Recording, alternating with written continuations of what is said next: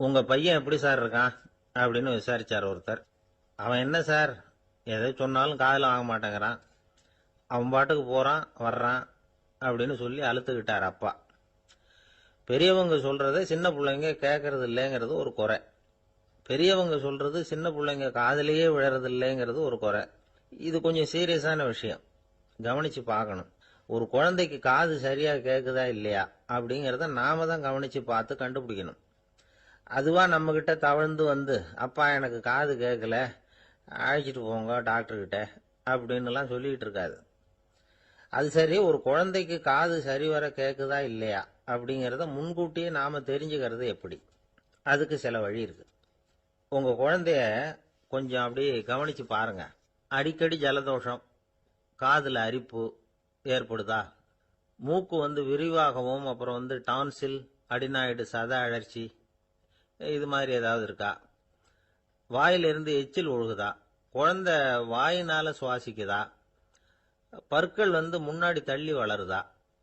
இதெல்லாம் அதுக்கு அறிகுறி. அப்புறம் இந்த V, P, D, F, DH இப்படி இந்த ஒலிகள் சேர்ந்த வார்த்தைகளை குழந்தை சரியா புரிஞ்சுக்காது. இப்போ உதாரணத்துக்கு பட்டுன்னு சொல்லு குழந்தை அப்படின்னீங்கன்னா அது கட்டுன்னு சொல்லும். அதாவது பட்டு சவுண்ட அதால புரிஞ்சுக்க முடியல. அப்புறம் உங்க குழந்தை உங்களை உறக்க பேச சொல்றானா, அடிக்கடி கேள்வி கேட்கறானா, சாப்பிடுறப்போ கவனம் இல்லாம இருக்கானா, படிப்புல போதுமான முன்னேற்றம் இல்லையா, வகுப்புல சரியா கவனிக்கிறது இல்லையா, இப்படியெல்லாம் இருந்தா ஆரம்பத்திலேயே டாக்டர் கிட்ட அழைச்சிட்டு போய் சிகிச்சையை ஆரம்பிச்சுடலாம், குணப்படுத்தி விடலாம். குழந்தைக்கு காது சரியா கேட்கலன்னா நீங்க செய்ய வேண்டியது என்ன தெரியுமா? அவனுக்கு காது கேட்கலங்கிறதுக்காக அவன் முன்னாடி சத்தம் போட்டு பேசக்கூடாது. மெதுவா சீரா பேசணும், அவனை பார்த்து பேசணும். உங்க உதட்டு அசைவுகள் அவனுக்கு உதவும், அதை பார்த்தே புரிஞ்சுக்குவான். நீங்க வாயில வெத்தலை பாக்கு போட்டுக்கிட்டோ புகை பிடிச்சிக்கிட்டோ பேசக்கூடாது. அப்படி பேசினா அவனால அந்த உச்சரிப்பை சரியா புரிஞ்சுக்க முடியாது. ஒரு வார்த்தையை சொல்றீங்க, அவனுக்கு புரியல அப்படின்னா அதே வார்த்தையை மறுபடியும் சொல்லணும். அவனுக்கு நீங்க முதல்ல சொன்ன வார்த்தை புரியலன்னு நினைச்சுக்கிட்டு மறுபடியும் திருப்பி சொல்றப்போ அதே அர்த்தம் வரக்கூடிய வேற வார்த்தையை சொல்லக்கூடாது. இப்படிலாம் நடந்துகிட்டா அவனுக்கு மன திடத்தை ஏற்படுத்த முடியும். இல்லைன்னா அவனுக்கு தாழ்வு மனப்பான்மை வந்துடும். குழந்தைக்கு காது கோளாறுன்னா ஆரம்பத்திலேயே டாக்டர் கிட்ட அழைச்சிட்டு போனா போதும், குணப்படுத்தி விடலாம். அப்புறம் பார்த்துக்கலாமே அப்படின்னு அலட்சியமா இருந்துட்டாதான் கஷ்டம். சில பேர் கோபத்துல சின்ன பிள்ளைங்க காதை பிடிச்சி திருகிறது உண்டு. இது ரொம்ப தப்பு. காது கையோட வந்துட்டா என்ன பண்றது? ஒரு வேடிக்கை கதை, அது கதை தான், நிஜமா நடந்தது இல்லை, அது மாதிரி நடக்கும் நடக்காது, ஒரு வேடிக்கைக்காக சொல்லப்படுற கதை. அதாவது ஒரு வீட்டில் அப்பா அம்மாவை பார்த்து சொல்லிட்டு இருக்கார், இதை பாரு, நாளைக்கு காலையில் என்னை சீக்கிரம் எழுப்பி விட்டுரு, நான் செங்கல்பட்டு வரைக்கும் போயிட்டு வர வேண்டியிருக்கு அப்படின்னாராம். இதை அவங்க பையன் காதில் வாங்கிட்டு இருக்கான். அப்பாவுக்கு சிரமம் வேண்டாமே அப்படின்னு நினைச்சு அவனே காலையில யாருக்கும் தெரியாம எழுந்திருச்சு புறப்பட்டு செங்கல்பட்டு போட்டான். சாயந்தரமா திரும்பி வந்தான். அப்பா பையனை காணாம அலமோதிக்கிட்டு இருக்கிறார். சாயந்தரமா பையனை பார்த்ததும் எங்கடா போயிட்டு வந்தேன்னு கேட்டார் கோவமா. செங்கல்பட்டுக்கு போயிட்டு வந்தேப்பா, நீ வேணா அலைய வேண்டாமேன்னு அப்படின்னா. எதுக்கடா போனேன்னு அதட்டினார். அதான்ப்பா, நீ நேற்று அம்மா கிட்ட சொல்லிக்கிட்டு இருந்த, அதை காதில் வாங்கினேன், உனக்காக நான் போயிட்டு வந்தேன் அப்படின்னா. உடனே எந்த காதில் வாங்கினேன் அப்படின்னு சொல்லி காதை பிடிச்சி திருகினார். அந்த காது கையோட வந்துட்டுது. இது நடந்து கொஞ்ச நாள் கழிச்சு அந்த அப்பாவும் பையனும் கடத்தெருவில் போயிட்டு இருக்கிறாங்க. எதிரில் ஒரு நாய் ஓடி வந்தது. அதுக்கு 2 காதும் இல்லை. என்ன இது, இந்த நாய்க்குட்டிக்கு 2 காதும் இல்லை அப்படின்னாரு அப்பா. அதுக்கு பையன் சொல்றான், அப்பா அது 2 தடவை செங்கல்பட்டுக்கு போயிட்டு வந்துருவோம் அப்படின்னா. காஞ்சிபுரத்துல பல்லவ ராஜா ஒரு கோவில் கட்டினார், கைலாசநாதர் கோவில். அதுக்கு கும்பாபிஷேகம் பண்றதுக்கு ஒரு நாள் குறிப்பிட்டு அதுக்கு வேண்டிய ஏற்பாடுகள்லாம் பண்ணினார். முதல் காரியமா கடவுளை வேண்டிக்கிட்டார், நீங்க இந்த கும்பாபிஷேகத்துக்கு நேரில் கலந்துக்கணும்னார். கடவுள் அந்த ராஜா கனவுல வந்தார். நீ கும்பாபிஷேகம் வச்சிருக்கிற அதே நாள்ல அதே நேரத்துல எனக்கு இன்னொரு ஊர்ல ஒரு கும்பாபிஷேகம் இருக்குது, அதுக்கு போக வேண்டியிருக்கு.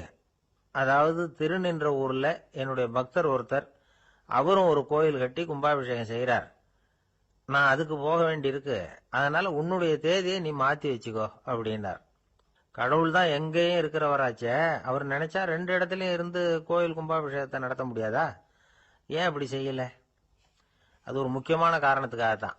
திருநின்ற ஊர்ல இருந்த பூசலாருங்கிற அந்த அடியாரின் பெருமையை இந்த உலகத்துக்கு எடுத்து காட்டணுங்கிறதுக்காகத்தான் கடவுள் அந்த ராஜா கிட்ட அப்படி சொன்னார். சரி, அந்த அடியார் அப்படி என்னதான் பெருசா கோயில் கட்டி விட்டார்? ராஜா கட்டின கோயிலை விட பெருசா? அவர் கட்டினது கருங்கல்லாலேயோ மண்ணாலேயோ மரத்தாலேயோ இல்ல. அவர் கட்டின கோயில் வேற மாதிரி. அது மனசால கட்டின கோயில், மனசுக்குள்ள இருக்கிற கோவில், மனக்கோவில். அந்த அடியார் தன்னோட மனசுக்குள்ள மாசக்கணக்கா ஒவ்வொரு கல்லா சேர்த்து கட்டின கோவில். இந்த விஷயம் ராஜாவுக்கு தெரியாது. அவர் என்ன நினைச்சுட்டாரு, அது நாம கட்டின கற்கோயிலை விட ரொம்ப பெருசா இருக்கும் போல இருக்கு அப்படின்னு நினைச்சுட்டாரு. சரி, அப்பேற்பட்ட அந்த கோயிலை தரிசனம் பண்ணிவிட்டு வருவோம் அப்படின்னு நினைச்சு ராஜா திருநின்ற ஊருக்கு போறார். அங்க போய் பார்த்தா கோயிலையும் காணும், ஒன்னையும் காணும். கடைசியில பூசலார் கட்டின மணக்கோவில் தான் அதுங்கிறத அவர் புரிஞ்சுக்கிறார். உடனே அந்த அடியாரின் காலில் விழுந்து வணங்குறார். அவரோ, இது மனசால முயன்ற கோவில், இதுக்கு இத்தனை பெருமையா அப்படின்னு ஆச்சரியப்படுறார். இதுல ஆச்சரியப்படுறதுக்கு ஒண்ணும் இல்ல. ஆண்டவன் விரும்புறது அகபக்தியை தவிர புற தோற்றங்களே அல்ல. இத நாம புரிஞ்சுக்கிட்டோம்னா நமக்குள்ள எந்த வேறுபாடுகளும் வர்றதுக்கு வழியே இல்லை. இன்னொரு ராஜா இருந்தார். அவரு ஆண்டவனுக்கு படைக்கிறதுக்காக ஒரு தார் நல்ல செவ்வாழை பழமா எடுத்துக்கிட்டு போகணும்னு நினைச்சார். அதனால முத நாளே அதை வாங்கிட்டு வர சொன்னார் வேலைக்காரங்கிட்ட. வேலைக்காரன் போனா, கடத்தெருவில் ஒரு தார் பழம் வாங்கினா. வர்ற வழியில அவன் குடிசை. அப்படியே எட்டி பார்த்துட்டு போவோமேன்னு நினைச்சான். போனான். அங்க இவனோட குழந்தை பாவம் பசியால கத்திட்டு இருக்கு. இவன் பார்த்தான், இவ்வளவு பெரிய தாரில் ஒரு 2 பழம் எடுத்தா தெரியவா போகுது அப்படின்னு நினைச்சு ஒரு 2 பழத்தை பிச்சு அந்த குழந்தைகிட்ட கொடுத்தான். அது அதை வாங்கி வயிறார சாப்பிட்டுது. பசி அடங்குச்சு, விளையாட போட்டுது. இவன் அதுக்கப்புறம் வாழைப்பழத்தை எடுத்துக்கிட்டு அரண்மனைக்கு வந்தான். 2 பழம் பிச்சிருக்கிறது ராஜாவுக்கு தெரிஞ்சு போச்சு. இவன் உண்மையை சொல்லிவிட்டான். உடனே ராஜா, கடவுளுக்கு படைக்க வேண்டிய பொருளை குழந்தை எச்சில் பண்ண விட்டுருக்கியே அப்படின்னு சொல்லி அவனை கட்டி வச்சு சாட்டையால் அடிச்சார் பாவம். மறுநாள் பழத்தை கோயிலுக்கு எடுத்துட்டு போனார். கடவுள் முன்னாடி வச்சார். கடவுள் கண்ணை திறந்து பார்த்தார், பழம்லாம் அழுகி இருக்குது. என்ன இது அழுகி போன பழம் அப்படின்னார். ராஜா முழிச்சார். நல்லா தானே இருந்தது அப்படின்னு நினைச்சார். அப்போ கடவுள் அந்த ராஜா கிட்ட சொன்னாராம், இத பார்ப்பா, இந்த தாரில் 2 பழம் தான் நல்ல பழம். அந்த 2 பழங்களையும் நேத்திக்கே நான் சாப்பிட்டுட்டேன் அப்படின்னாராம். அப்பதான் ராஜாவுக்கு புரிஞ்சுது, ஏழை குழந்தையின் பசியை தீர்க்கறதுக்காக உதவுன அந்த 2 பழம் தான் இறைவன் சாப்பிட்ட பழம்னு. இறைவன் இருக்கிற இடம் எது? இதுதான். ஒரு கணவன் மனைவி எப்ப பார்த்தாலும் அவங்க 2 பேருக்கும் இடையில சண்டை வந்துகிட்டே இருந்தது. இதுல என்ன ஆச்சரியங்கிறீங்களா? நான் அதுக்காக சொல்ல வரல, இது வேற விஷயம். அதாவது சண்டை போடாம இருக்கிறதுக்கு வழி சொல்ற தகவல் இது. நான் சொன்ன அந்த கணவன் மனைவி எப்படின்னா, கணவன் ஒரு வார்த்தை சொன்னா மனைவி கிட்ட இருந்து 2 வார்த்தை பதிலா வரும். இதுக்கு கணவன் கிட்ட இருந்து 4 வார்த்தை பதிலா வரும். இப்படி வார்த்தைகள் பெருகி போய் கடைசியில வம்புல முடியும். அந்த அம்மா பொறுத்து பொறுத்து பார்த்தாங்க. அவங்களால தாக்கு பிடிக்க முடியல. பக்கத்து வீட்லயும் ஒரு கணவன் மனைவி இருந்தாங்க. அவங்களுக்குள்ள சண்டை வர்றதில்லை. அது எப்படி அவங்களால மட்டும் சண்டை போடாம இருக்க முடியுது அப்படின்னு இந்த அம்மாவுக்கு ஆச்சரியம். ஒரு நாள் நேரா பக்கத்து வீட்டு அம்மா கிட்டே போய், ஏம்மா, நீங்க எப்படி கணவனும் மனைவியும் சண்டை போட்டுக்காம இருக்கிறீங்க? அது எப்படி முடியுது உங்களால அப்படின்னு கேட்டாங்க. அதுக்குன்னு ஒரு மருந்து இருக்குது, அதை சாப்பிட்டா சண்டை வராது அப்படின்னாங்க அவங்க. சரிங்க, அந்த மருந்தை அவரு சாப்பிட மாட்டாரே, மாட்டேன்னு சொல்லிட்டா என்ன பண்றது அப்படின்னு கேட்டிருக்கிறாங்க இவங்க. அந்த மருந்து அவருக்கு இல்லம்மா, உனக்கு தான் அப்படின்னாங்களாம் அவங்க. அப்படியா? அப்படின்னா கொடுங்க, ரொம்ப நல்லதா போச்சு. அதை எப்படி சாப்பிடுறதுங்கிற விவரத்தையும் சொல்லுங்க, எங்க அது கிடைக்கும்ங்கிறதையும் சொல்லுங்க, வாங்கிக்கிறேன் அப்படின்னு கேட்டாங்களாம் இவங்க. வேற எங்கேயும் போய் வாங்க வேண்டாம், என்கிட்டே இருக்க அந்த மருந்து, அதில் கொஞ்சம் தர்றேன், வாங்கி வச்சுக்க. உன் வீட்டுக்காரர் உன்னோட சண்டையை ஆரம்பிக்கிறப்போலாம் நீ இந்த மருந்தில் 1 ounce வாயில் ஊற்றிக்கணும். அதை உடனே குடிச்சிடக்கூடாது. ஒரு 5 நிமிஷமாவது அது வாயில் இருக்கணும், அதுக்கப்புறம் குடிச்சுடலாம் அப்படின்னு சொல்லி ஒரு பாட்டில் மருந்தை இந்த அம்மா கிட்ட கொடுத்து அனுப்புனாங்களாம். மருந்தை எடுத்துக்கிட்டு இந்த அம்மா வீட்டுக்கு வந்திருக்கிறாங்க. வீடு பூட்டி இருந்ததுனால கணவன் வாசல்லையே காத்துக்கிட்டு இருக்கிறான். மனைவியை கண்டதும் சண்டை போட ஆரம்பிச்சுட்டான். வீட்டை பூட்டி விட்டு எங்கே போய் தொலைஞ்ச, எவ்வளவு நேரமாக ஒரு மனுஷன் வாசல்லையே காத்துட்டு கிடக்கிறது, அப்படி இப்படின்னு கத்த ஆரம்பிச்சுட்டான். மனைவி இதுக்கு பதிலே சொல்லல. அந்த அம்மா பேசாம வீட்டை திறந்தாங்க. சமையல் அறைக்குள்ள போனாங்க. ஒரு அவுன்ஸ் மருந்தை வாயில ஊத்திக்கிட்டாங்க. அன்னைக்கு சண்டை மேற்கொண்டு வளரவே இல்லை, நின்றுட்டுது. மருந்து பரவாயில்ல. அதுக்கப்புறம் பல சந்தர்ப்பங்கள்ல சண்டை வரும் போல இருக்கிற போலாம் இந்த மருந்து அதை நிறுத்தியிருக்கு. பிரமாதமான மருந்தா இருக்குது இது. இதை கொஞ்சம் அதிகமாகவே வாங்கி வீட்டில் வச்சுக்க வேண்டியதுதான் அப்படின்னு முடிவு பண்ணிட்டு இந்த அம்மா மறுபடியும் பக்கத்து வீட்டு அம்மாட்ட போனாங்க. எவ்வளவு விலையானாலும் சரி, நான் காசு கொடுத்து வாங்கி வச்சுக்கிறேன், எந்த கடையில் இருக்கு இந்த மருந்து சொல்லுங்க அப்படின்னு கேட்டாங்க. இந்த மருந்துக்கு விலையே கிடையாதுங்க, இலவசமாகவே கிடைக்கும்னாங்களாம் அவங்க. அது எப்படி விலை இல்லாமல் இதை விற்க முடியுது அப்படின்னு கேட்டாங்களாம் இவங்க. அது மருந்தா இருந்தா தானே விலை வைக்கிறதுக்கு, அது வெறும் தண்ணி தானே அப்படின்னாங்களாம். வெறும் தண்ணியா சண்டையை நிறுத்துது அப்படின்னு இருக்காங்க இவங்க. அது சண்டையை நிறுத்தல, உன்னோட மௌனம் தான் சண்டையை நிறுத்துது. நீ வாயில தண்ணியை வச்சுக்கிறதுனால எதிர்த்து பேசுறது இல்ல, அதனால உன்னுடைய கணவர் கோபம் சாந்தமாயிடுது அப்படின்னாங்களாம் அவங்க.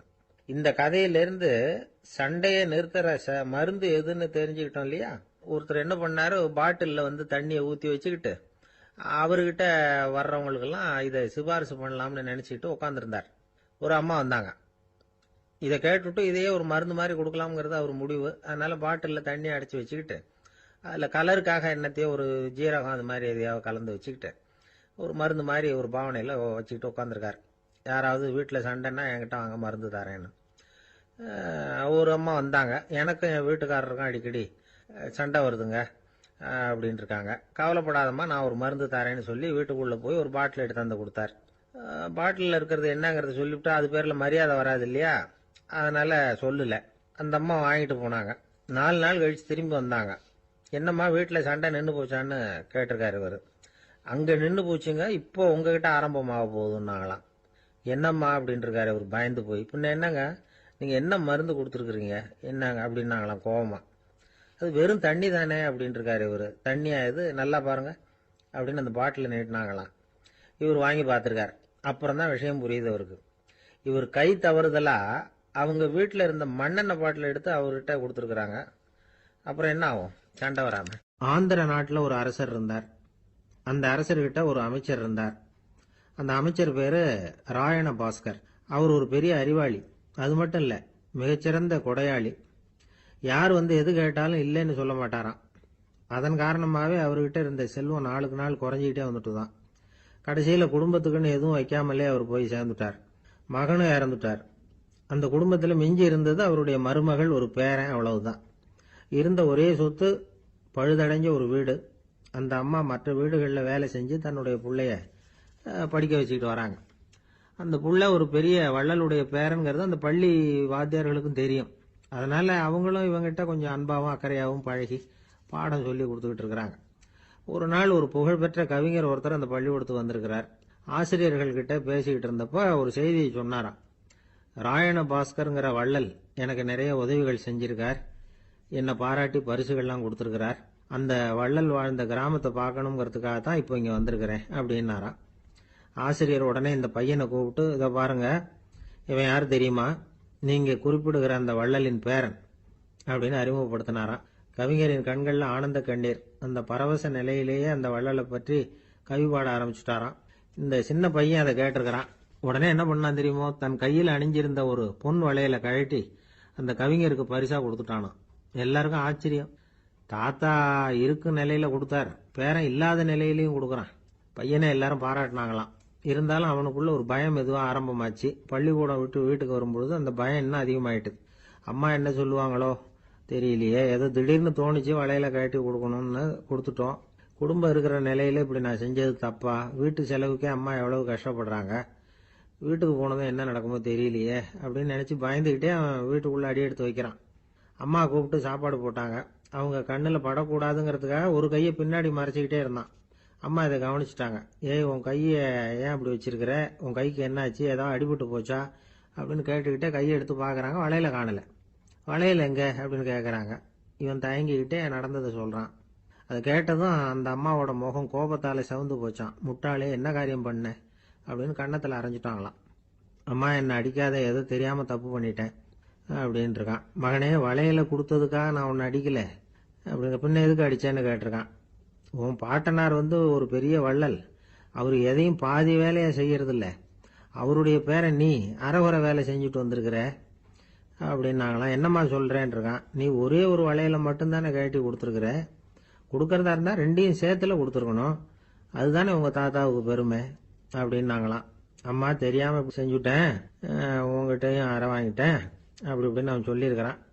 இப்போ அம்மா கொஞ்சம் இருங்க, அந்த கவிஞர் இன்னைக்கு நம்ம ஊர்ல தான் தங்கியிருப்பார்.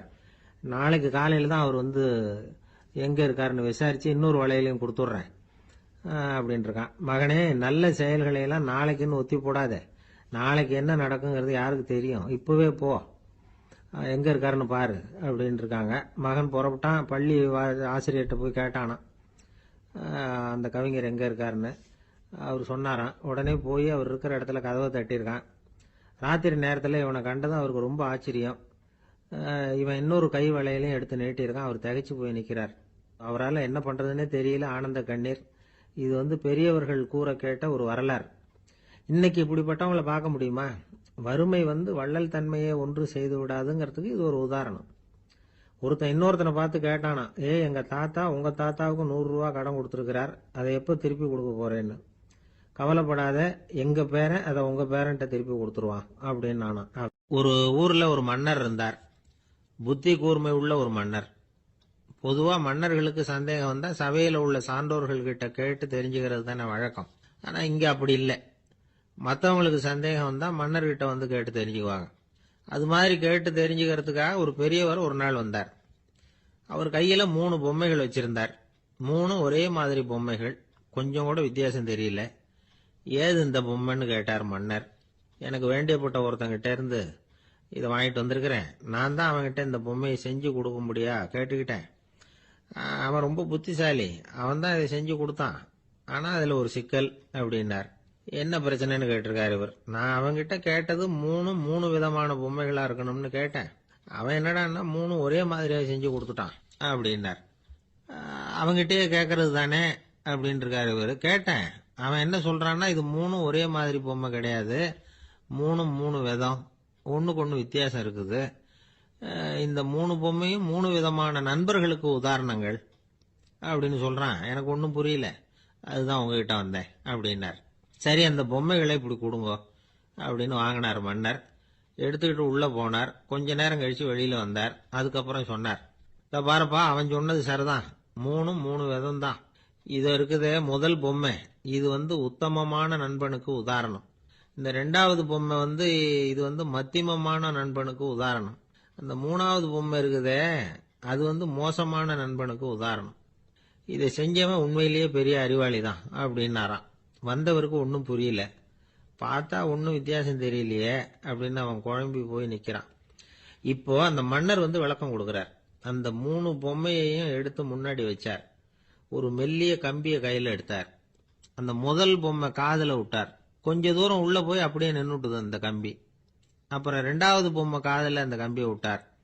அந்த கம்பி என்னாச்சுன்னா அப்படியே அது வாய் வழியா வெளில வந்தது. 3வது பொம்மை காதுல கம்பியை செலுத்தினார். அது நேரா இன்னொரு காது வழியா வெளியில வந்தது. இப்ப இந்த முதல் வகை இருக்குதே, அது மாதிரியான நண்பர்கள் எப்படி தெரியுமா? நம்ம கஷ்டத்தை அவங்க கிட்ட சொன்னா பேசாம கேட்டுக்குவாங்க. வெளியில அதை யாருகிட்டையும் சொல்லிட்டு இருக்க மாட்டாங்க. வெளியில தெரியாம நமக்கு உதவி பண்ணுவாங்க. செஞ்சுட்டு அதை நான் தான் செஞ்சேன்னு சொல்லிட்டு இருக்க மாட்டாங்க. அதுதான் கம்பி ஒரு காது வழியா போய் உள்ளேயே நின்னுட்டுது. 2வது பொம்மையில கம்பி என்னாச்சு, ஒரு காது வழியா போய் வாய் வழியா வெளியில வருது. இது மாதிரியான நண்பர்கள் கிட்ட வந்து நாம கஷ்டத்தை சொன்னா அதை அவங்க 4 பேர்கிட்ட போய் சொல்லி நமக்காக உதவி கேட்பாங்க. நமக்குன்னு கேட்டு வாங்கி அதை நம்ம கிட்ட கொண்டுட்டு வந்து கொடுப்பாங்க. இவங்க வந்து மத்தியமமான நண்பர்கள். 3வது பொம்மையில ஒரு காது வழியா செலுத்துற கம்பி இன்னொரு காது வழியா வெளியில வந்துருது. இது மாதிரியான நண்பர்கள் கிட்ட நம்ம கஷ்டத்தை சொன்னா அவங்க காது கொடுத்து கேட்கறது மாதிரி நடிப்பாங்க. அப்படியே இன்னொரு காது வழியா அதை வெளில விட்டுருவாங்க. அதை பத்தி கவலைப்பட மாட்டாங்க. இதுதான் இந்த பொம்மைகளுக்குள்ள இருக்கிற வித்தியாசம் அப்படின்னு விளக்கம் கொடுத்தாராம் மன்னர். படிக்கிற பிள்ளைங்கள்லயும் இது மாதிரி 3 வகை உண்டு. சில பேர் காதால வாங்கி மனசுல வச்சுக்குவான். சில பேர் காதால வாங்கி பேனாவால எழுதி விடுவான். சில பேர் ஒரு காதால வாங்கி இன்னொரு காதால வெளியில விட்டுருவான். ஒரு பையன் வகுப்புல ஆசிரியர் பாடம் நடத்தும் பொழுது தலையை வேகமா ஆட்டி ஆட்டி கேட்பானான். ஏண்டா இப்படி தலையை இப்படி ஆட்டுற அப்படின்னு கேட்டிருக்கான் பக்கத்துல இருந்தவன்.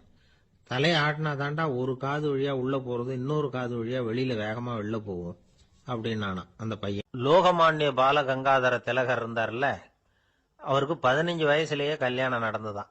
மனைவி பேரு தபிபாய். ரொம்ப பெரிய குடும்பத்து பொண்ணு, நல்ல குணம். அவங்க குடும்பம் நடத்திக்கிட்டு இருக்கிறாங்க. அந்த காலத்துல திருடர்கள் பயம் அதிகம். இந்த காலத்துல மட்டும் என்னன்னு கேக்குறீங்களா? நீங்க கேக்குறது நியாயம்தான். இருந்தாலும் இந்த காலத்து திருடனுக்கும் அந்த காலத்து திருடனுக்கும் ஒரு முக்கியமான வித்தியாசம் உண்டு. அதாவது அந்த காலத்து திருடன்லாம் நியாயம் அநியாயம் பாக்குறது உண்டு, இந்த காலத்துல அப்படி பாக்குறது இல்லை. அந்த காலத்துல திருட வர்றவங்கள்ட்ட கூட ஒரு தார்மீக உணர்வு உண்டாம். அதாவது அப்போ உள்ள கொள்ளைக்காரங்க எதை களவாடினாலும் சரி, அரிசியை மட்டும் களவாடுறது இல்லையா, அப்படி ஒரு கொள்கை. அதனால பாருங்க, அந்த காலத்து பெண்கள் நகை நட்டுகளை பத்திரமா வைக்கணும்னா பெட்டியில வைக்கிறது இல்ல, அரிசி பானையில போட்டு வச்சு விடுறது. இப்பெல்லாம் பேங்க்ல சேஃப்டி லாக்கர்னு இருக்குல்ல, அது மாதிரி அந்த காலத்துல சேஃப்டி லாக்கருங்கிறது அரிசி பானை. இந்த வளையல், மூக்குத்தி, தோடு இப்படி எதுவா இருந்தாலும் அதுல போட்டு பத்திரமா வச்சிருவாங்க. திருடன் அரிசி பானை பக்கம் போறதில்ல. ஏன்னா சாப்பிடுற விஷயத்துல கை வைக்கக்கூடாது, அது பாவம் அப்படின்னு அவன் நினைக்கிறான். திலகரோட மனைவி தபீபாயும் அதே மாதிரி தன்னுடைய ஆபரணங்களை ஒரு அரிசி பானைக்குள்ள போட்டு மூடி வச்சிருந்தாங்களாம். இப்படி இருந்தப்போ ஒரு நாள் ஒரு பிச்சைக்கார பொண்ணு வீடு வீடா பிச்சை கேட்டுக்கிட்டே வந்திருக்குது. திலகர் வீட்டுக்கும் தர்மம் போடுங்க தாயே அப்படின்னு தான் அந்த பொண்ணு. அந்த அம்மா தபீபாய் காதுல இது விழுந்திருக்கு. உடனே கை நிறைய அரிசி அள்ளிட்டு போட்டிருக்கு.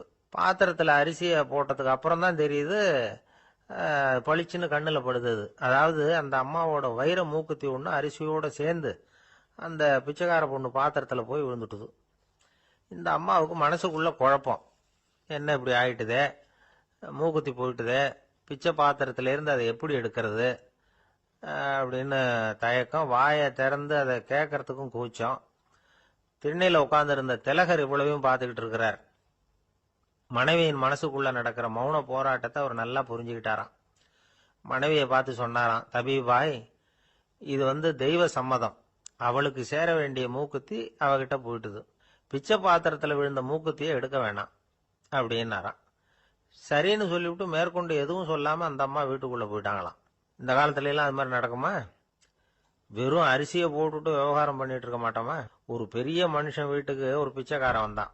ஐயா, நாங்க பிச்சைக்காரங்கள்லாம் சேர்ந்து ஒரு சங்கம் வச்சிருக்கிறோம், அதுக்கு நிதி சேர்க்கிறோம், அதுக்கு ஒரு 100 ரூபா கொடுத்தீங்கன்னா எங்களுக்கு பெரிய உதவியா இருக்கும் அப்படின்னானா.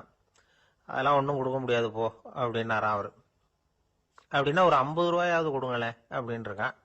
அதுவும் முடியாதுன்னு சொல்லிவிட்டார். 25 ரூபா அப்படின்னு இருக்கான். எதுவும் முடியாது அப்படின்னாராம். சரிங்க, இவ்வளவு பெரிய வீட்டுக்கு வெறுங்கையோட திரும்புறது நல்லா இருக்காது, அதனால சும்மா ஒரு 1 ரூபா மட்டுமாவது கொடுங்க அப்படின்னு இருக்கான் அவன். ஒரு பைசா கூட என்கிட்ட கிடையாது அப்படின்னு விட்டாரான் இவர். அப்படின்னா நீங்க ஒரு காரியம் பண்ணுங்களேன் அப்படின்னானா அவன். என்ன செய்யணும் அப்படின்னு இருக்கார். எங்க சங்கத்துல நீங்களும் ஒரு மெம்பரா சேர்ந்துருங்க அப்படின்னா. ஒரே ஒரு ஊர்ல ஒரு அம்மா இருந்தாங்க. அந்த அம்மாவுக்கு ஒரே ஒரு பிள்ளையாண்டான். அவனுக்கு ரொம்ப அக்கறையோட கல்யாணம் பண்ணி வச்சாங்க.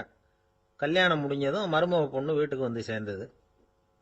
அப்பாடா, என் கடமை முடிஞ்சது, இனிமே அக்கடான்னு எங்கேயாவது ஒரு மூலையில படுத்து கிடக்கலாம் அப்படின்னு நினைச்சாங்க அந்த அம்மா. ஆனா நினைக்கிறபடி எங்க நடக்குது? அதுக்கப்புறம் தான் பிரச்சனையே ஆரம்பமாச்சு. மருமகள் குணம் சரியில்லை, ஒரு மாதிரி. அந்த பொண்ணு வீட்டுக்கு வந்ததுமே முதல் வேலையா மாமியாரை பார்த்து, அதுதான் நான் வந்துட்டேன்ல, இனிமே உங்களுக்கு என்ன வேலைங்க, புறப்பட வேண்டியது தானே, காசி ராமேஸ்வரம்னு எங்கேயாவது போங்க அப்படின்னுட்டு தான்.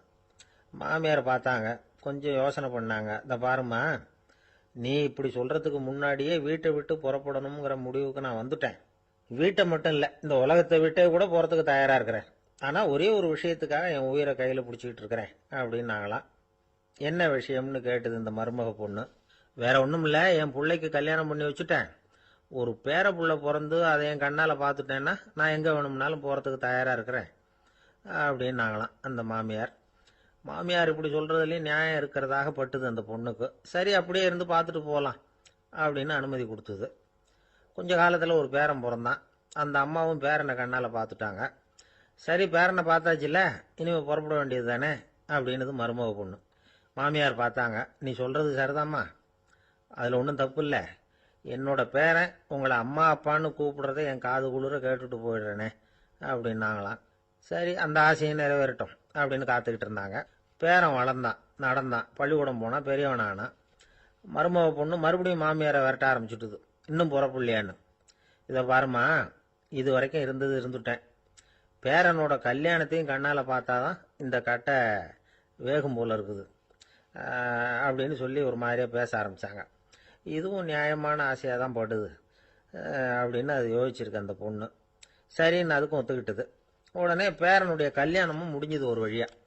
இனிமே ஒரு நொடி கூட இங்கே இருக்கக்கூடாது, புறப்படுங்க அப்படின்னு மாமியாரை விரட்டிச்சான் அந்த பொண்ணு. இப்போ அந்த மாமியார் தன்னோட மருமகளை பார்த்து சொல்கிறாங்க, இதோ கிளம்பிட்டேம்மா, என் மூட்டை முடிச்செல்லாம் கட்டிக்கிட்டேன், புறப்பட்டுவிட்டேன். அப்படியே நீயும் உன் துணிமணிகளை மூட்டை கட்டிக்கிட்டு கிளம்பிடும், என்னோட சேர்ந்து 2 பேருமா சேர்ந்து போயிடலாம் அப்படின்னாங்களாம். அந்த பொண்ணு முழிக்குது.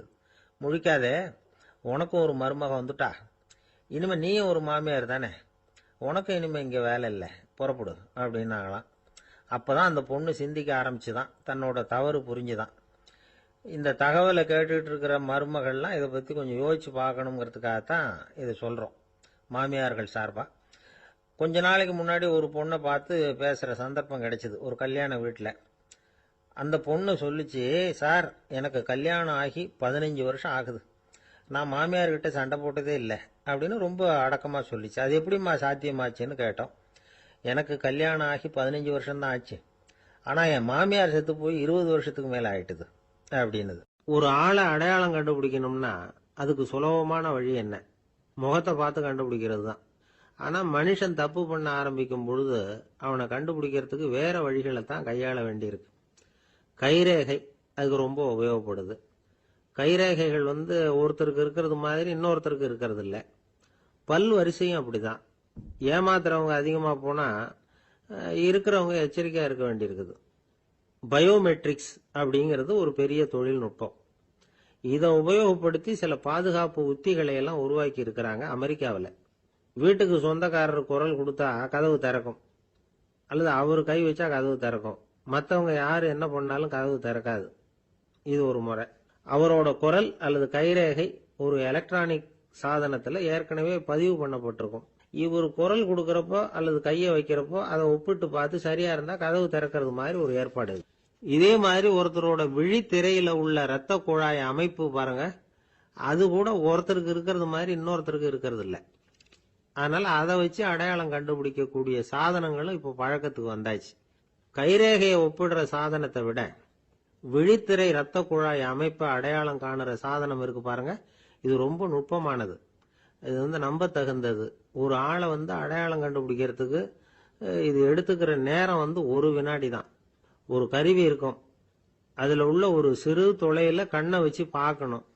உடனே இந்த சாதனம் குறைந்த சக்தி உள்ள இந்த அகசிவப்பு ஒளியை பாய்ச்சி அவரது விழித்திரையின் இரத்த குழாயை ஆராய்ச்சி பண்ணி ஏற்கனவே அதோட நினைவு பெட்டகத்துல பதிவு பண்ணி வச்சிருக்கிறோமே அந்த அமைப்புகளோட இதை ஒப்பிட்டு பார்த்து சரியான ஆள் தானா இல்லையா அப்படின்னு அடையாளம் காட்டிவிடும். குரலை வச்சு அடையாளம் கண்டுபிடிக்கிறதும் இந்த பயோமெட்ரிக்ஸ் முறைகள்ல ஒண்ணு. ஒரு நபரோட குரல்ல டிஜிட்டல் குறியீடுகளை மாற்றி பதிவு பண்ணிக்கிட்டு மீண்டும் அதே குரலை இனம் காணக்கூடிய சாதனங்கள் ஏற்கனவே அமெரிக்காவில எல்லாம் விற்பனைக்கு வந்தாச்சு. ஒரு ஆளுக்கு ஜலதோஷம் பிடிச்சிருந்தா கூட அந்த சாதனம் சரியாவே கண்டுபிடிச்சிருமா. குரலை மாற்றி பேசுறவங்க கூட இந்த கருவியை ஏமாற்ற முடியாது. இதை ஆஸ்பத்திரிகள், வங்கிகளில் உள்ள இரும்பு பெட்டக காப்பறைகள் இங்கெல்லாம் உபயோகப்படுத்தலாம். குழந்தைகள் உள்ள இடங்களுக்கு ரொம்ப உபயோகப்படும். கதவு பூட்டிக்கிட்டுதுன்னு வச்சுக்கோங்க, கதவை திறக்கிறதுக்கு சாவி உபயோகப்படுத்த தெரியாத குழந்தைகள் குரல் எழுப்பியே கதவை திறந்துட முடியும். எதிர்காலத்தில் இந்த பயோமெட்ரிக்ஸ் முறை இன்னும் பல ஆச்சரியங்களை ஏற்படுத்தும் அப்படின்னு எதிர்பார்க்கறாங்க. ஸ்டியரிங்கை தொட்டதுமே காரு ஸ்டார்ட் ஆயிடும், சாவி வேண்டியதில்லை. காரு சொந்தக்காரர் தொட்டாதான் ஸ்டார்ட் ஆகும், வேற யாராவது தொட்டா ஸ்டார்ட் ஆகாது.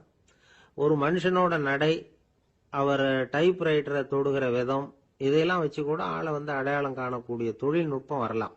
என்னதான் தொழில்நுட்பம் வளரட்டும், குடும்பத்துக்குள்ள நடக்கிற திருட்டுகளை கண்டுபிடிக்கிறது ரொம்ப கஷ்டம். ஒரு வீட்டுல பெட்டியில இருந்த பணம் காணாம போச்சு, வீட்டுக்காரரோ அல்லது பையனோ தான் எடுத்திருக்கணும். பெட்டியை திறந்து பார்த்தா அந்த வீட்டுக்காரம்மா, இதுல இருந்து பணத்தை எடுத்தது நிச்சயமா என் வீட்டுக்காரரு தான் அப்படின்னு சொல்ல முடியல அவங்களால. யோசிச்சாங்க. என்னம்மா இப்படி யோசிக்கிறீங்களேன்னு கேட்டிருக்காங்க. நிச்சயமா இந்த பணத்தை எடுத்தது என் வீட்டுக்காரர் இல்லை அப்படின்னு உறுதியா சொல்லிவிட்டாங்க அந்த அம்மா. இது கேட்டவங்களுக்கு ரொம்ப ஆச்சரியமா இருந்தது. அந்த வீட்டுக்காரருக்கு அது ரொம்ப பெருமையா இருந்தது. அது எப்படி அவ்வளவு கரெக்டா சொல்றீங்க அப்படின்னு கேட்டிருக்கிறாங்க. அப்போ அந்த அம்மா சொல்லிச்சான், பெட்டியில வந்து இன்னும் கொஞ்சம் பணம் மிச்சம் இருக்குது. இவர் எடுத்திருந்தாருன்னா அப்படி மிச்சம் வச்சிருக்க மாட்டார். அதனால தான் அப்படி சொன்னேன் அப்படின்னாங்க. எனக்கு வாழ்க்கையே வெறுத்து போச்சு சார் அப்படின்னு சொல்லிட்டு ஒருத்தர் வந்தார். வந்து கொஞ்ச நேரம் பேசினதுக்கு அப்புறம் அவர் அப்படி சொல்லியிருந்தா அதுல ஒரு அர்த்தம் இருந்திருக்கும். வர்றதுக்கு முன்னாடியே வாழ்க்கை வெறுத்து போச்சுன்னு சொல்லிட்டு வர்றார். என்ன சார் விஷயம்னு விசாரிச்சோம். எங்க வீட்டுல தினம் 3 வேளையும் ஒரே மாதிரி சாப்பாடு சார், வித்தியாசமே கிடையாது. இப்படியே 3 மாசமா சாப்பிட்டுக்கிட்டு இருக்கிறேன். அதை விட பட்டினி கிடந்து செத்துடலாம்னு தோணுது அப்படின்னார். ஒரு பெரியவர் சொன்ன தத்துவத்தை சொல்றதுக்கு ஆள் கிடைக்காம தவிச்சுக்கிட்டு இருந்தோம். இப்போ ஒருத்தர் கிடைச்சிட்டார், விட்டுலாமா? உடனே அவரை உட்கார வச்சு சொல்ல ஆரம்பிச்சிட்டோம். அதாவது நாம அனுபவிக்கிற உணர்வுகள்ல களிப்பு, மகிழ்வு, ஆனந்தம், இது 3க்கும் ஒண்ணுக்கு ஒண்ணு வித்தியாசம் உண்டு. மேம்போக்கா பாக்கிறதுக்கு இது 3 ஒண்ணு மாதிரி தோணும். ஆனா அது அப்படி இல்லை.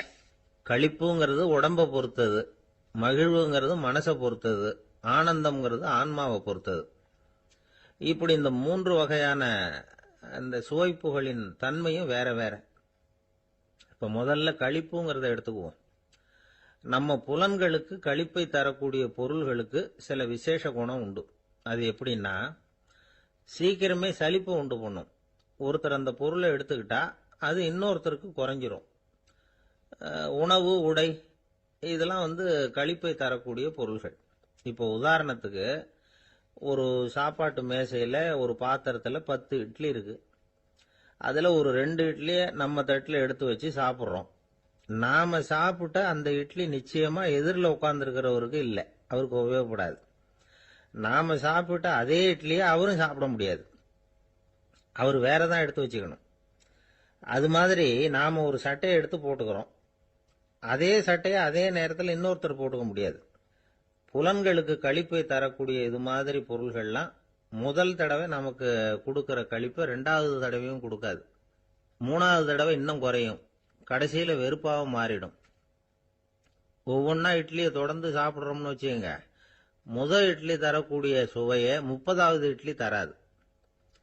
முதல் தடவை புது சட்டையை போட்டுக்கிறப்ப நமக்கு இருக்கிற களிப்பு அதே சட்டையை வந்து 100வது தடவையா போட்டுக்கிறோம்னு வைங்க, அப்ப இருக்குமா? இருக்காது.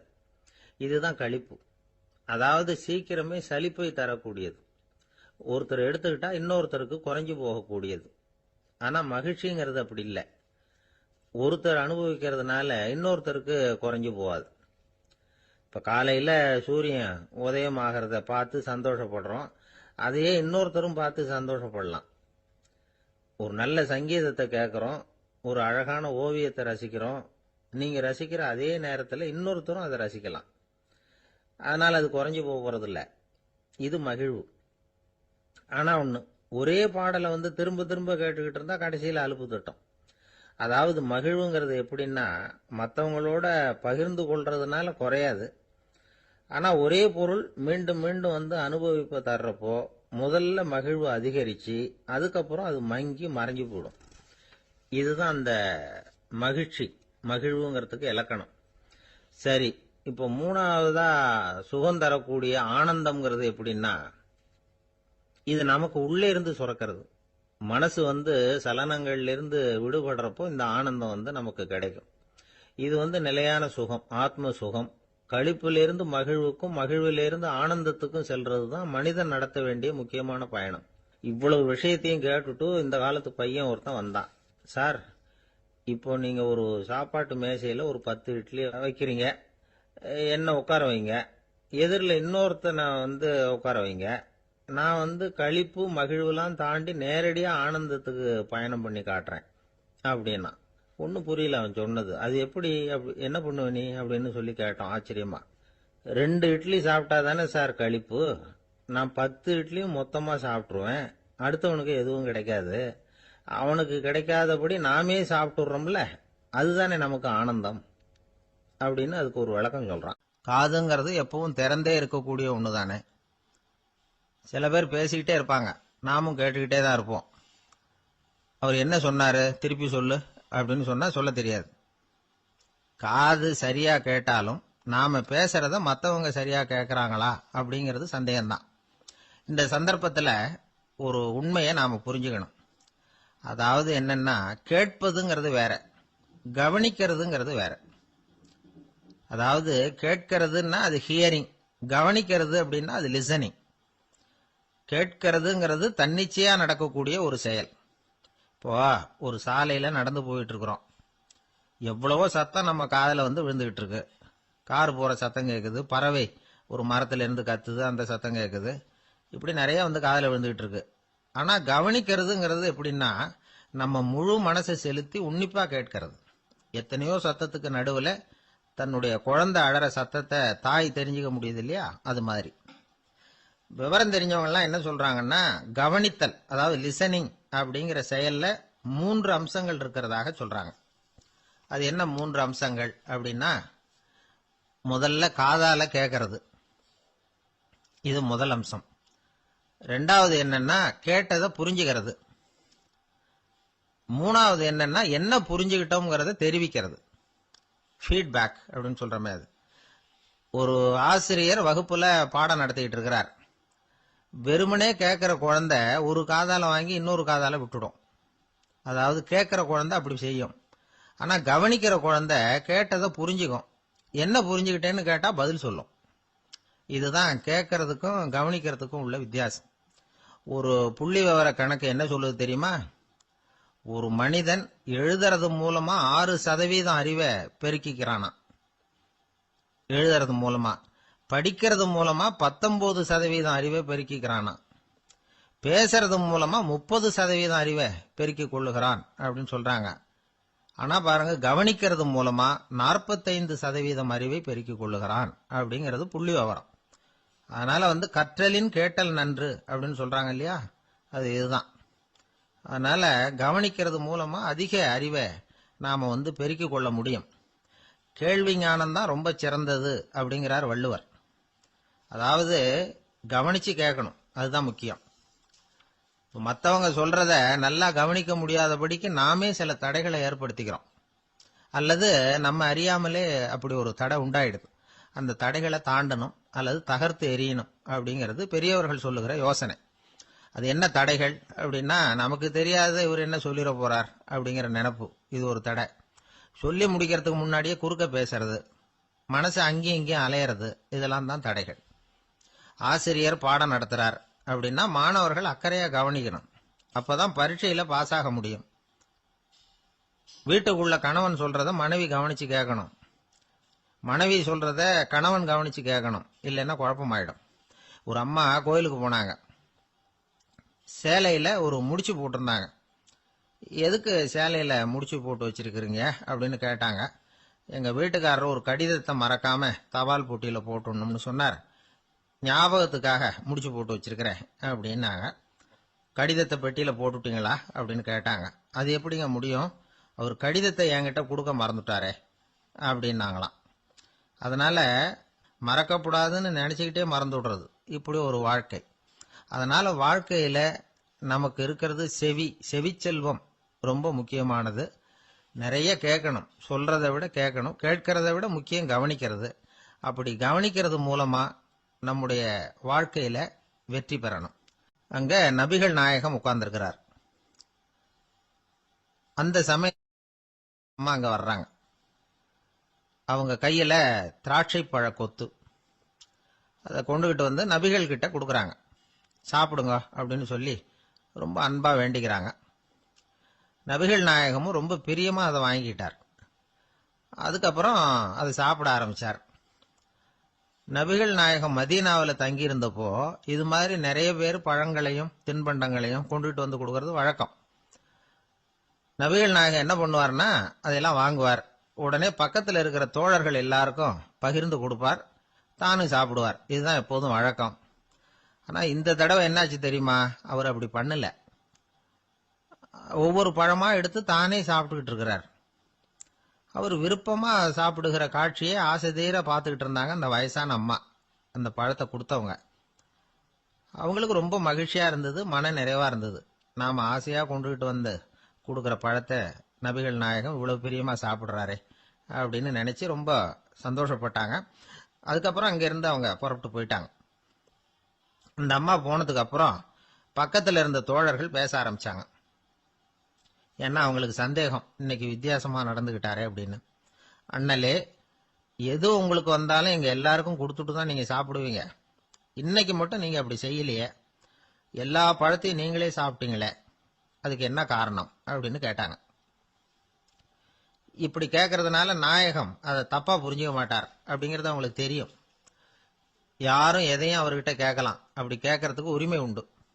இந்த ஜனநாயக முறைகளுக்கு அவர்கள் கொடுத்த மரியாதை இது. தோழர்களின் கேள்விக்கு நபிகள் பதில் சொல்ல ஆரம்பிச்சார். நண்பர்களே, அந்த அம்மா ரொம்ப பிரியமா அந்த பழங்களை என்கிட்ட கொண்டுகிட்டு வந்து கொடுத்தாங்க. முதல்ல ஒரு பழத்தை எடுத்து வாயில போட்டு பார்த்தேன். அது ரொம்ப புளிப்பா இருந்தது, சாப்பிடுறது ரொம்ப கஷ்டம். உங்ககிட்ட யாருக்காவது அதை கொடுத்திருந்தா அதுல வாயில போட்டதும் புளிப்பு தாங்காம முகம் சுழிச்சிருப்பீங்க. அதை அந்த அம்மா பார்த்துட்டாங்கன்னா வருத்தப்பட்டிருப்பாங்க. ஆசையா கொண்டுகிட்டு வந்து நமக்கு கொடுத்துருக்குறாங்க. அவங்க அன்பான மனசை நோகடிக்கிறதுக்கு நான் விருப்பப்படலை. அதனால முகம் சுளிக்காம சாப்பிடணுமேங்கிறதுக்காகத்தான் அந்த பழங்கள் பூராவே நானே சாப்பிட்டுட்டேன் அப்படின்னு புன்முறுவலோட பதில் சொன்னாராம் நபிகள் நாயகம். இன்னொருத்தர் மனசு புண்படக்கூடாதுங்கிறதுக்காக புளிப்பையும் இனிப்பா ஏற்றுக்கொள்ளுகிற பண்பாடு இருக்கு பாருங்க, அது ஒரு பெரிய நாகரிகம். அது எல்லாருக்கும் சுலபமா வந்துடாது. நல்லா இருக்கிற பழத்தையே என்ன இவ்வளவு மோசமா இருக்கேன்னு சொல்லுகிறவர்கள் தான் நம்ம கிட்ட அதிகம். இந்த காலத்துல இல்வாழ்க்கையில இந்த நாகரிகத்தை சில பேர் கடைபிடிக்கிறது உண்டு. நல்லா இருக்க இல்லையோ முகம் சுளிக்காம சாப்பிட்டுருவாங்க. ஏன்னு கேட்டா, எதுக்காக சார் வீண் வம்பு, ஏதோ நமக்குன்னு கொடுத்து வச்சது அவ்வளவுதான் அப்படின்னு நினைச்சுக்கிட்டு போக வேண்டியது தானே அப்படிம்பாங்க. இவங்கெல்லாம் கூட ஒரு விதத்துல பண்பாடு தெரிஞ்சவர்கள் தான். இப்போ ஒரு ஆளு ஊரெல்லாம் சுத்தி விட்டு கடைசியில அழுத்து போய் ஒரு ஹோட்டலுக்குள்ள நுழைஞ்சானான். ரொம்ப களைப்பா இருந்தது அவனுக்கு. அதனால ரொம்ப களைப்படைஞ்சு போய் ஒரு நாற்காலியில போய் உட்காந்துருக்கிறான். இவனை பார்த்ததும் சர்வர் ஓடி வந்தார். சார், உங்களுக்கு என்ன வேணும்னு கேட்டார். எனக்கு தேவை 2 தோசையும் கொஞ்சம் அன்பான வார்த்தைகளும் அப்படின்னா. சர்வர் உள்ள போனார், 2 தோசையை கொண்டாந்து வச்சார். அன்பான வார்த்தை கேட்டனே அப்படின்னா இவன். சர்வர் ரொம்ப பணிவா குனிஞ்சி இவன் காதோரமா சொன்னார், ஐயா, இந்த தோசையை சாப்பிட்றாதீங்க, புளிச்சு போன பழைய மாவு அப்படின்னார். இது பாருங்க, அன்பான வார்த்தையும் 2 தோசையும் கேட்டார், கொண்டாந்து கொடுத்துட்டார்.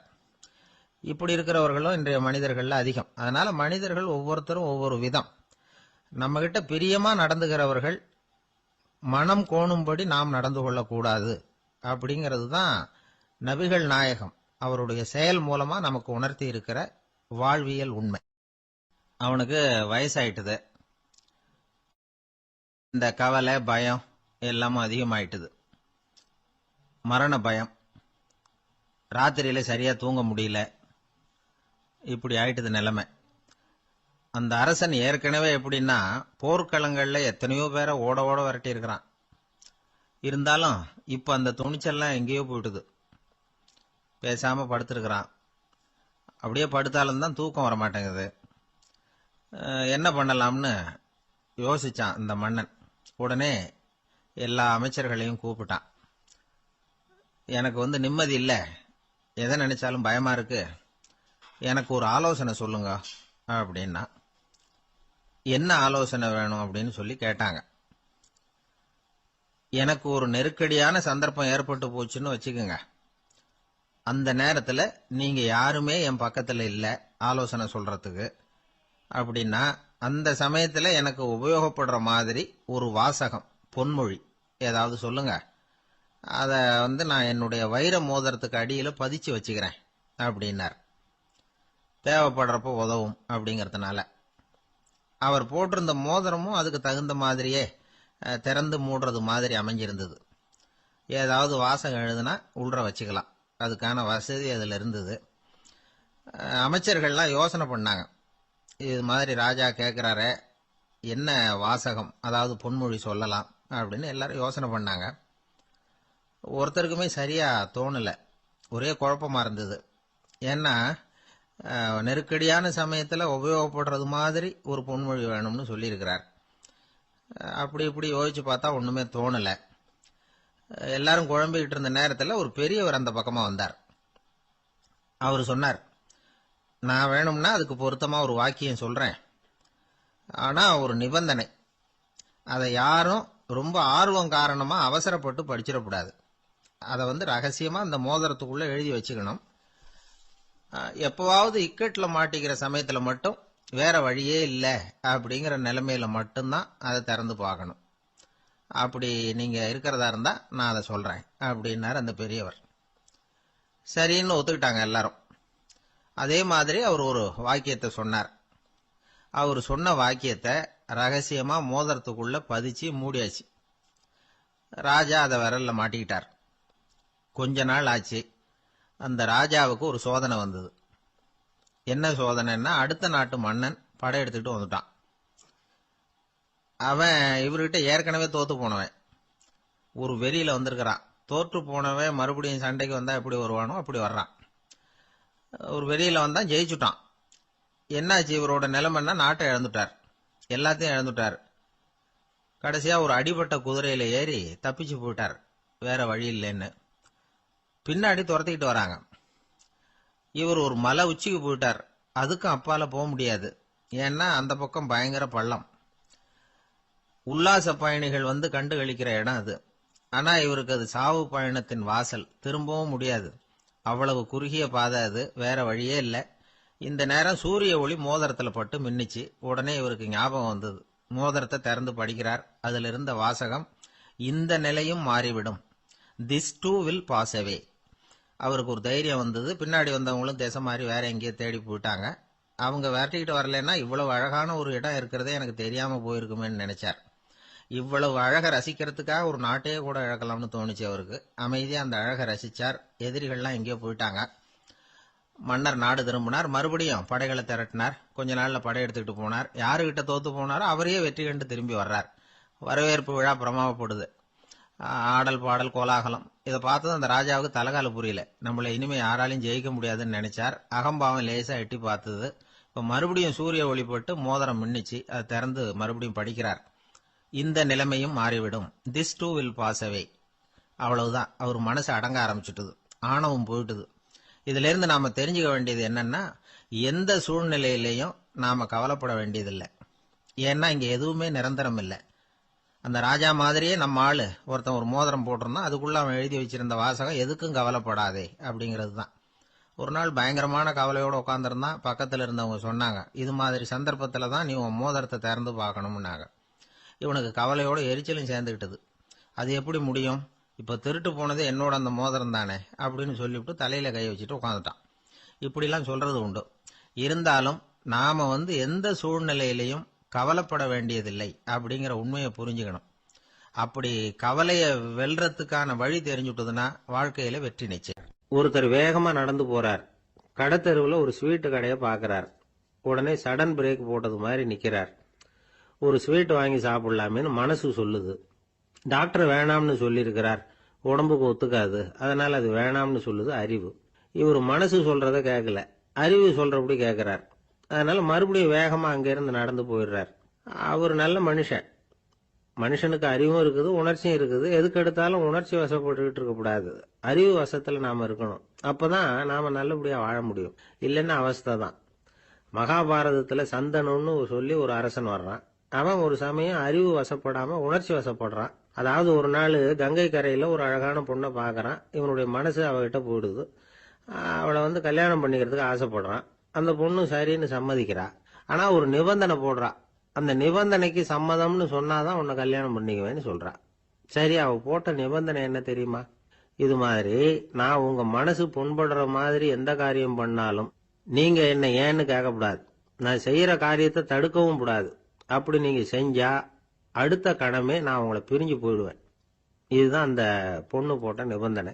சந்தன அரசன் இந்த நிபந்தனையை ஒத்துக்கலாமா? இதை அறிவுபூர்வமா யோசிச்சிருந்தா இதுக்கு கட்டுப்பட்டுருக்க மாட்டான். இந்த நிபந்தனைக்கு நான் சம்மதிக்க மாட்டேன்னு தான் சொல்லியிருக்கணும். ஆனா அவன் அந்த நேரத்துல உணர்ச்சி வசத்துல இருந்தான். அதனால நீ என்ன சொன்னாலும் சரின்னு ஒத்துக்கிட்டான். அவளை கல்யாணம் பண்ணிக்கிட்டான். இதனால என்ன ஆச்சு? 7 பச்சை இளம் குழந்தைகளை பிறந்த உடனே அவ கங்கையில தூக்கி எறிஞ்சு கொல்லக்கூடிய கோர காட்சிய இவன் ஒண்ணு பின்னாடி ஒன்னா பார்க்க வேண்டியதா போச்சு. கடைசியில 8வது குழந்தை பிறந்ததுன்னு தான் அவனுடைய அறிவு மேலோங்குது. அந்த கொடிய செயலை தடுத்து நிறுத்துறான். அந்த 8வது குழந்தை தான் பின்னாடி பீஷ்மர் ஆகிறார். ஒரு பக்தி பிரசங்கத்துல ஒரு பேச்சாளர் இந்த விஷயத்தை சொல்லிவிட்டு இன்னொரு விஷயமும் சொன்னார். அது என்னன்னா, சந்துனு மன்னன் அறிவுக்கும் உணர்ச்சிக்கும் நடுவில் அகப்பட்டு தவிச்சதுனால அவன் வம்சத்துல வந்த கௌரவர்கள் உணர்ச்சி வசப்பட்டாங்க, பாண்டவர்கள் அறிவு வசப்பட்டாங்க அப்படின்னு சொன்னார். மனுஷனுக்கு உணர்ச்சியை விட அறிவு மேலோங்கி இருக்கணுங்கிறது சரிதான். ஆனால் அந்த அறிவை எப்படி உபயோகப்படுத்துறோங்கிறது முக்கியம். ஒருத்தர் சொன்னார், சார் இன்னைக்கு கோயம்புத்தூர்ல ஒரு கல்யாணம், அதுக்கு நான் போக முடியலையேன்னு நினைக்கும் பொழுது மனசுக்கு ரொம்ப வருத்தமா இருக்குது சார் அப்படின்னார். ரொம்ப உணர்ச்சி வசப்பட்டார். அதுக்காக கவலைப்படாதீங்க சார், ஒரு வாழ்த்து தந்தி கொடுத்துருங்களேன் அப்படின்னார் இன்னொருத்தர். அது எப்படி சார் முடியும்னார் அவரு. நான் தானே சார் கல்யாண மாப்பிள்ளை அப்படிங்கிறார் அந்த ஆள். ஒரு பல்கலைக்கழகம், அங்க ஒரு இலக்கிய பேராசிரியர், அவர் பாடம் நடத்திட்டு இருந்தார். ராபர்ட் பிரௌனிங் எழுதிய கவிதைகளை பத்தி சொல்லிட்டு இருக்கிறார். மாணவர்களும் ரொம்ப அக்கறையா அதை கேட்டுக்கிட்டு இருக்கிறாங்க. ஒரு குறிப்பிட்ட கவிதையை பத்தி சொல்லும் பொழுது அந்த பேராசிரியருக்கே ஒரு சந்தேகம். அதாவது அந்த கவிதையின் சரியான அர்த்தம் என்னங்கிறதுல சந்தேகம். பேராசிரியர் யோசனை பண்ணார். அந்த கவிதையை முழுசா புரிஞ்சுக்க முடியல. அதனால மாணவர்களை பார்த்து சொன்னார், மாணவர்களே ஒரு நாள் பொறுத்துங்க, இந்த கவிதையை எழுதின கவிஞர் எங்க வீட்டுக்கு பக்கத்துல தான் இருக்கிறார்.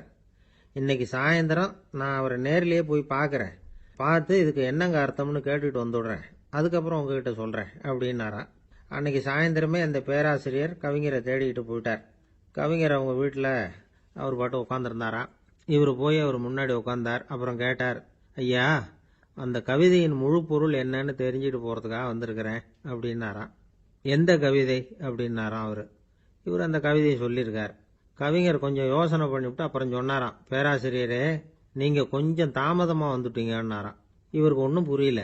நீங்க என்ன சொல்றீங்க, நான் தாமதமா வந்துட்டேன்னா? நீங்க தான் உயிரோடு இருக்கிறீங்களே, அப்படி இருக்கும்பொழுது நான் தாமதமா வந்துட்டேன்னா அது எப்படி அப்படின்னு இவர் குழம்பி இருக்கிறார். இப்ப கவிஞர் சொன்னாராம், ஐயா நான் உயிரோட இருக்கிறேன்னா இல்லையாங்கிறது முக்கியம் இல்லை, நான் அந்த கவிதை வரிகளை எழுதினப்போ 2 பேருக்கு அதோட அர்த்தம் தெரிஞ்சிருந்தது, இப்போ ஒரே ஒருத்தருக்கு தான் அதோட அர்த்தம் தெரியும் அப்படின்னாராம். பேராசிரியர் யோசனை பண்ணியிருக்கார். அப்படின்னா அந்த ஒருத்தர் கவிஞர் ராபர்ட் பிரௌனிங்கை தவிர வேற யாரா இருக்க முடியும்?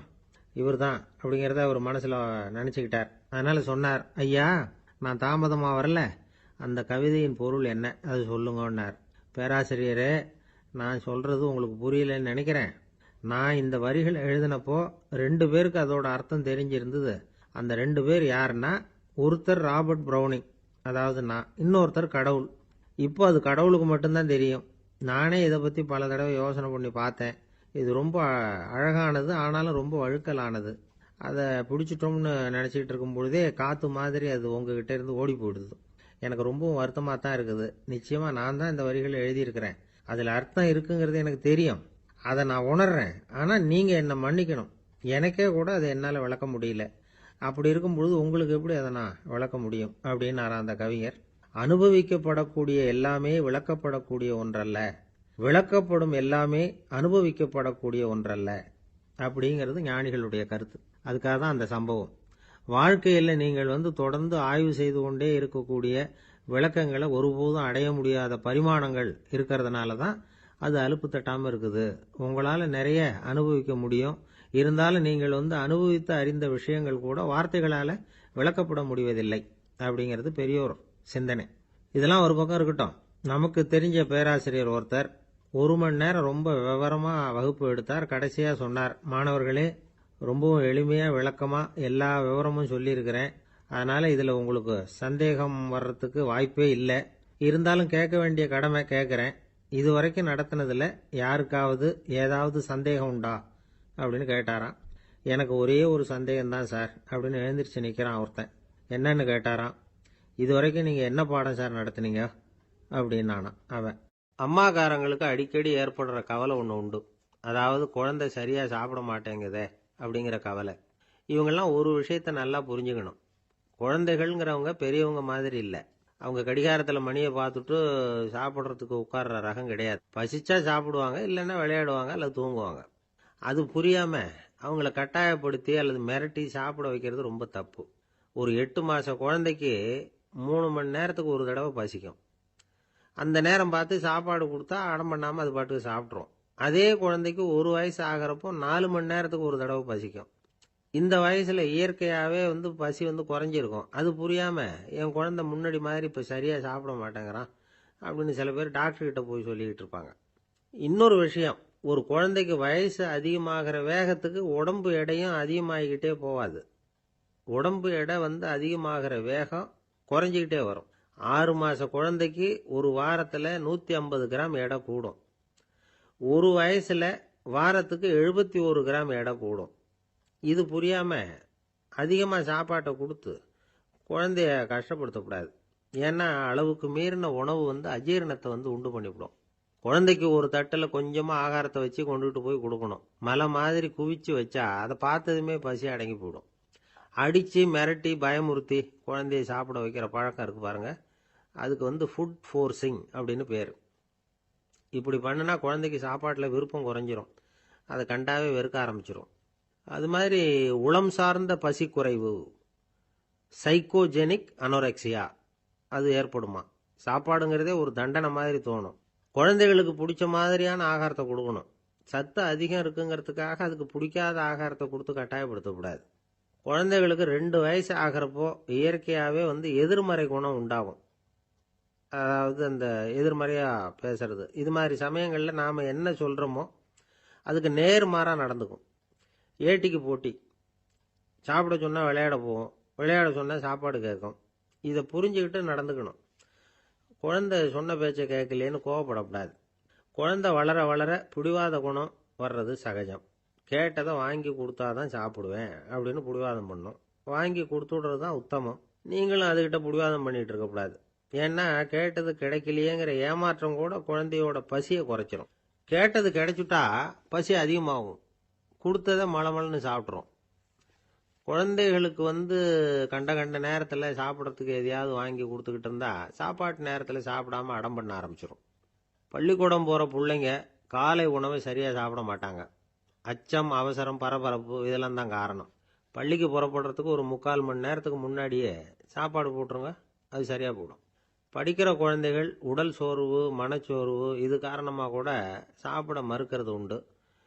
இப்போ உதாரணமாக சாயந்தரம் விளையாடி விட்டு வீட்டுக்கு வந்ததும் சாப்பிட சொன்னால் வேணாம்பாங்க. இது உடல் சோர்வு. ரொம்ப நேரம் வீட்டு பாடங்களை செஞ்சு முடித்த கையோடு சாப்பிட சொன்னாலும் அவங்களால சரியாக சாப்பிட முடியாது. இது உளச்சோர்வு, அதாவது மனச்சோர்வு. இதை தவிர குழந்தைகளுக்கு உடல் நலக்குறைவு ஏற்பட்டால் கூட சாப்பிட மறுக்கிறது உண்டு. சில மருந்து மாத்திரைகள் கூட பசியை குறைச்சிரும். அதனால் சரியாக தெரிஞ்சுக்கிட்டு குழந்தைகளை சாப்பிட வைக்கணும். அது புரியாமல் கையில் சாப்பாட்டு தட்டை வச்சுக்கிட்டு குழந்தைகளை விரட்டிக்கிட்டு அலையக்கூடாது. ஒரு சின்ன பையன் சொன்னான், எங்கள் அம்மா சாப்பாடு போடுறது தெரிஞ்சா நான் உடனே வீட்டை விட்டு வெளியில் ஓடி போடுவேன் அப்படின்னா. ஏன் அப்படி பண்ணுறேன்னு கேட்டோம். எங்கள் அப்பா கூட அது மாதிரி தான் சார் பண்ணுவார் அப்படிங்கிறான். பந்திக்கு முந்தர ஆசாமிகள் நம்மள பல பேர் உண்டு. அப்படி முந்தறதுக்கு கூட முயற்சி பண்ணுறவங்க நிறைய பேர் இருக்கிறாங்க. இதில் என்ன ஒரு விஷயம்னா, பந்திக்கு முந்தறது கூட தப்பு இல்லை. ஆனால் அப்படி ஒரு விருந்தில் ஆளாக போய் உட்காந்து சாப்பிட்டா கூட வெளியில் வர்றப்ப என்ன பெரிய விருந்து வச்சுட்டான், சாம்பாரில் உப்பு இல்லை, ரசத்தில் காரம் இல்லை அப்படின்னு குறை சொல்லிகிட்டே வர்றது இருக்கு பாருங்க, அது சரியில்லை, நாகரிகமும் இல்லை. கல்யாண பத்திரிகையில் என்ன போட்டிருக்குது, என் பொண்ணுக்கும் இன்னார் பையனுக்கும் கல்யாணம், எல்லாரும் குடும்பத்தோடு வந்திருந்து மணமக்களை ஆசீர்வதிக்கணும், இப்படி தானே போட்டிருக்கோம். குடும்பத்தோடு விருந்து சாப்பிட்டு சாப்பாடு எப்படி இருக்குன்னு அபிப்பிராயம் சொல்லிவிட்டு போங்க அப்படின்னா போட்டிருக்கு கல்யாண பத்திரிகையில்.